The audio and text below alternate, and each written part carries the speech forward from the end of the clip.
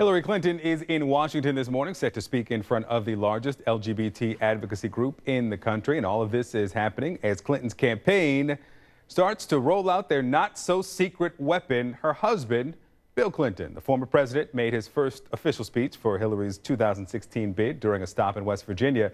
And during that visit, he spoke about returning to the campaign trail, and he took a few shots at the GOP field, including the frontrunner, Donald Trump.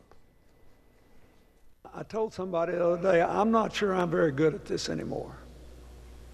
I'm kind of like an old horse that they keep in the stable, you know, and then election comes along and they come in and give you a few extra oats and brush you down, and take you out on the track and slap you on the rump and see if you can get around just one more time.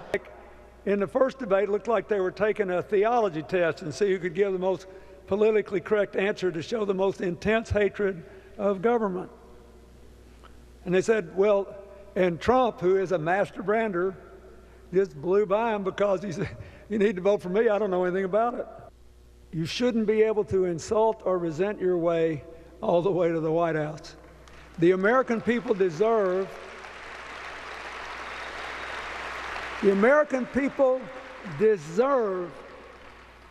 somebody who'll just stand up and talk to them and listen to them. All right, joining us now to discuss this is Professor of Political Science, Jason Johnson. Jason, the former president there said he's not sure he's any good at this anymore. His supporters and opponents will say he's probably the best at this on the campaign trail. But we saw in 2008 there are some pitfalls. How do they avoid them? Well, they avoid them because this is actually a slightly new attitude of his. And I heard Clinton say this at the Clinton Global Initiative in Atlanta, I think like January of this year. He was sort of Roger Murtaugh, I'm getting a little too old for this stuff. He's like, I'm not out to fight anymore. I'm out to talk for particular issues. And I think the more that Clinton presents himself as the statesman, the guy who has seen all the wars that politics can come and has come to some conclusions about how America moves forward, I think that actually helps Hillary Clinton a lot because a lot of people will look to him that way.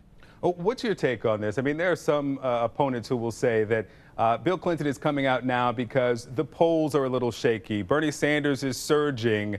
Her supporters will say that this was part of the rollout, that he'd come out in the fall from the very beginning. What's your take? It's both. First off, remember, we're heading into the first CNN debate, right? This is Hillary Clinton's chance to sort of stop some of the bleeding. I mean, she's generally still in the lead, but this is a chance for her to sort of create some distance between herself and Bernie Sanders again. And also, Bill Clinton is there. There's the public Bill Clinton, there's the private Bill Clinton. Private Bill Clinton is also meeting with her fundraisers right now and saying, look, you've been with us for 25 years. You're not about to back out now. So I think this was probably already planned, but the fact that Hillary Clinton has faced some struggles over the last 2 or 3 months, that's a part of it as well. You mentioned those struggles, the email scandal, and some people put scandal in quotes, and then you've got Benghazi as well. Some would put that in quotes, I'd imagine, as well. But the latest Pew Research poll shows that she's got a pretty big lead. I wonder what your thought is on the timing. Should they have possibly saved the former president's rollout for maybe a more difficult period in the months to come?